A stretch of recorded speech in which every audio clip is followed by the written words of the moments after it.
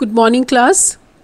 In our previous video, we have learned about cell membrane, which is the outermost covering of all the cells. Now today we are going to learn about cell wall, which is present only in plant cells. In plants, fungi and bacteria. It is not present in animals.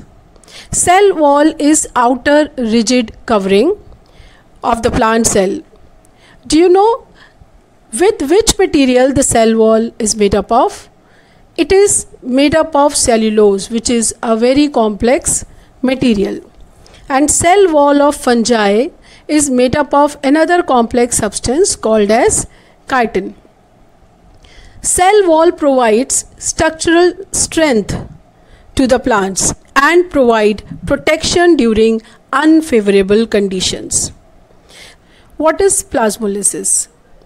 If we put a plant cell in hypertonic solution, hypertonic means if we put the plant cell in a medium in which water concentration is more in the cell as compared to medium.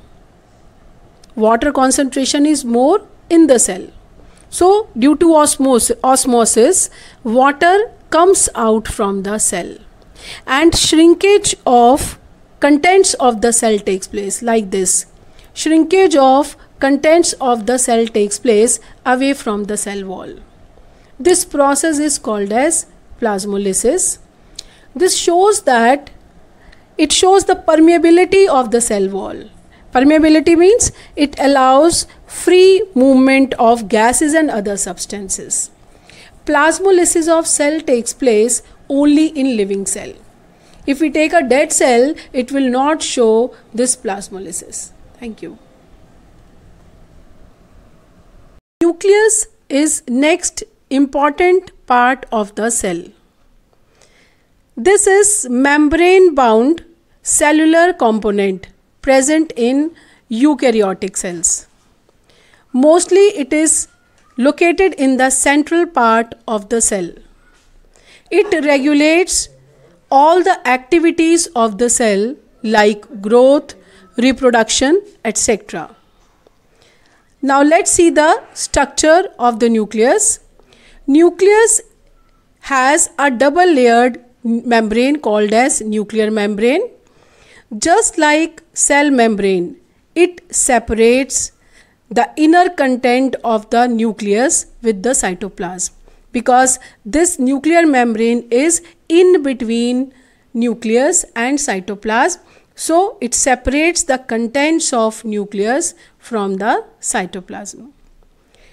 Nuclear membrane is porous. You can see that these are the pores present on nuclear membrane. Now what is the use of these pores? Why these pores are present on nuclear membrane? These pores allow the movement of substances across it. Means some substances from nucleus, they can move out to the cytoplasm. There is another spherical shaped structure inside the nucleus, which is called as nucleolus. This is nucleolus. This is densely packed structure. The liquid which is present in the nucleus is called as nucleoplasm. One more very important structure is there. You can see in this picture, these are entangled thread-like structure. These thread-like structures are called as chromatin thread, chromatin material. These chromatin material appear like a rod. They look like rod when cell is about to divide. When the cell is ready to divide, only then these entangled thread-like structure convert into rod-like structure.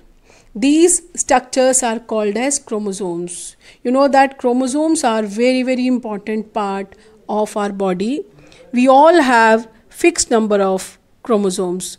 We all means all the species have fixed number of chromosomes. Chromosomes are made up of DNA and protein. DNA, the full form of DNA is deoxyribonucleic acid.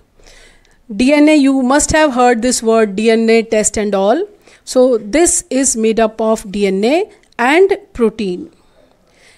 They carry genetic information from parents to offspring. Offspring means babies, next generation.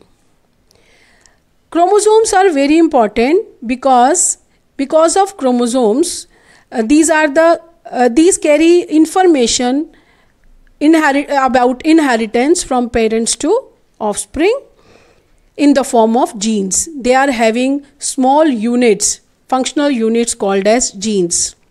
Because of DNA and genes, a child resemble with his mother or father. We say that इसकी eyes जो है वो mother जैसी है या complexion father जैसा है. So such type of characteristics we receive from our parents because we have received chromosomes and genes from our parents.